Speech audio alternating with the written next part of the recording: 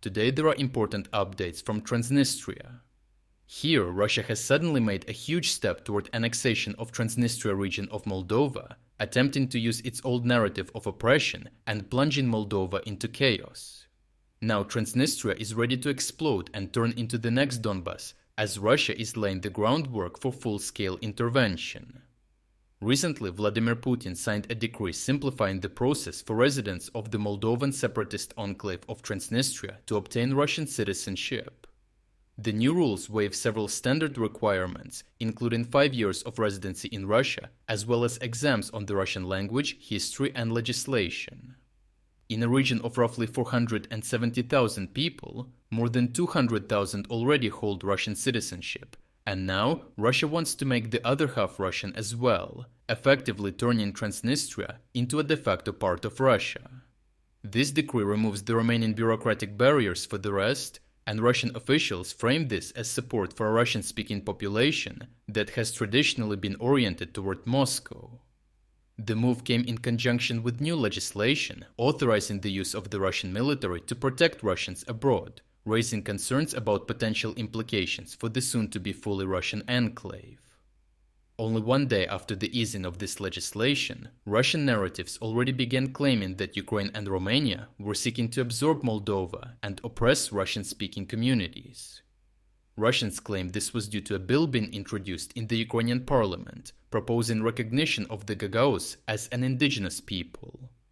The Gagauz are a distinct Turkic ethnic group numbering around 150,000 people, concentrated mainly in the autonomous region of Gagauzia in southern Moldova, with smaller communities in southwestern Ukraine, who are the ones the bill actually only concerns. Still, Russia portrayed the bill as evidence of preparations for Moldova's eventual unification with Romania. According to this narrative, one of the main obstacles to such a process is Gagauzia's autonomy and its largely Russian-speaking, pro-Russian population.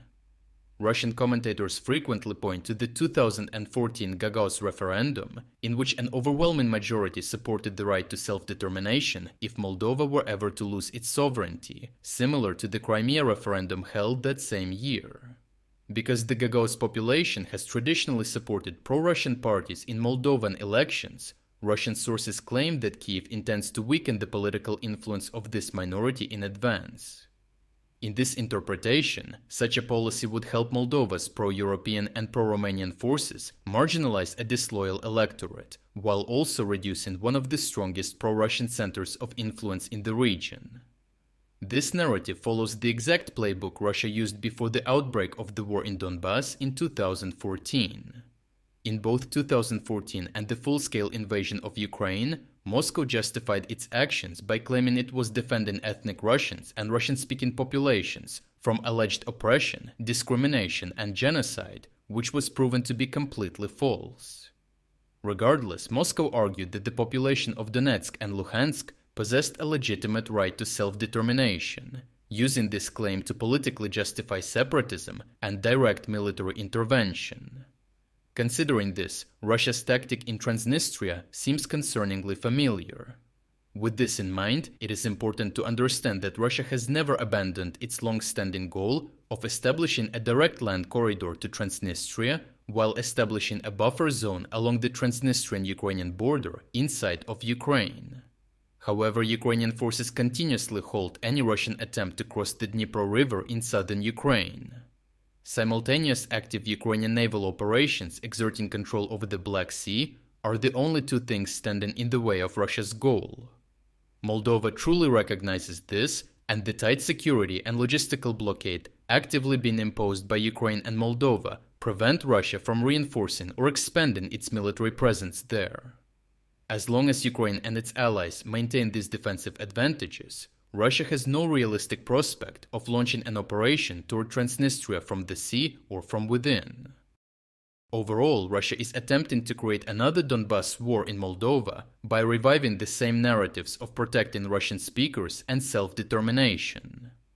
By simplifying citizenship procedures, Russia effectively declares that all Transnistrians are Russian. With this move, there is an active risk of a second Donbas, meaning the precedent is now set for future political escalation. However, despite these efforts, Moscow doesn't have the military, naval, and logistical capabilities needed to achieve its strategic goals.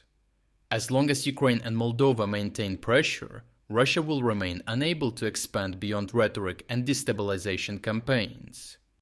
If you would like to explore other key developments today that we couldn't cover in this video, make sure to visit our interactive news map. The link to our interactive map is in the description below. Thank you for watching this update, and a special thanks to everyone already following our interactive map.